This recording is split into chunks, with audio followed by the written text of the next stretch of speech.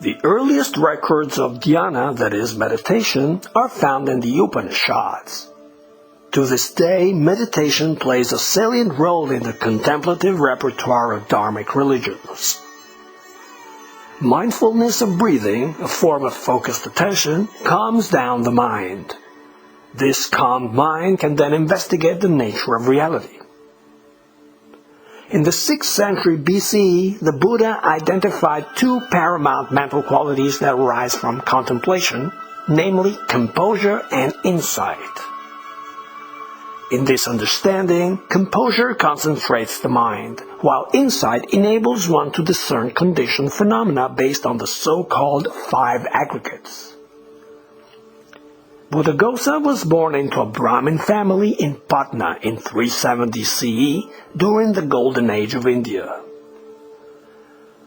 A master of the Vedas, he traveled through India engaging in philosophical debates. Only upon encountering Elder Revata was Buddhaghosa bested in debate, first being defeated in a dispute over the meaning of a Vedic doctrine, and then being confounded by the presentation of a teaching from the Abhidharma. Impressed, Buddhaghosa became a bhikkhu, that is, a Buddhist monk, and undertook the study of the Tipitaka. Upon finding a text for which the commentary had been lost in India, Buddhaghosa traveled to Sri Lanka to study a very large volume of Sinhala commentarial texts that had been assembled and preserved by the monks of the Anuradhapura temple community. The elder monks sought to first test Buddhaghosa's knowledge by assigning him the task of elaborating the doctrine regarding 2 verses of the suttas. Buddhaghosa first composed the Visuddhimagga and then wrote commentaries on most of the other major Buddhist books, with his works becoming the definitive Theravada interpretation of the scriptures. The Visuddhimagga describes the progression from the purity of discipline to the final destination of Nibbana in 7 steps. It is composed of 3 sections, which discuss ethics, consciousness, and wisdom. It is one of the extremely rare texts in the Indosphere to give explicit details about how spiritual masters were thought to actually manifest supernormal abilities known as siddhis and riddhis. Abilities such as flying through the air, walking through solid obstructions, diving into the ground, walking on water, and so forth, are performed by changing one element, such as earth, into another element, such as air. The name Buddhaghosa means Buddha's voice in Pali, the lingua franca of East India and Southeast Asia in the 1st millennium BCE.